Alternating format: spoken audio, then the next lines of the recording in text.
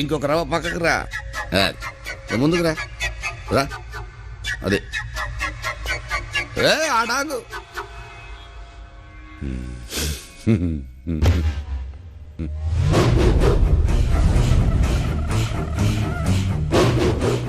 రే బాబుకు ఫోన్ చేయండి.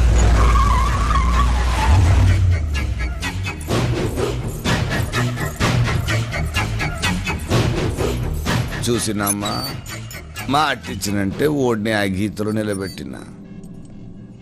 ఏం చేయమంటావు?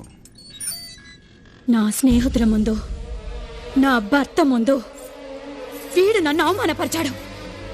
మన అందరి ముందు, వీడి ముందు వీడి అక్కకి అవమానం జరగాలి.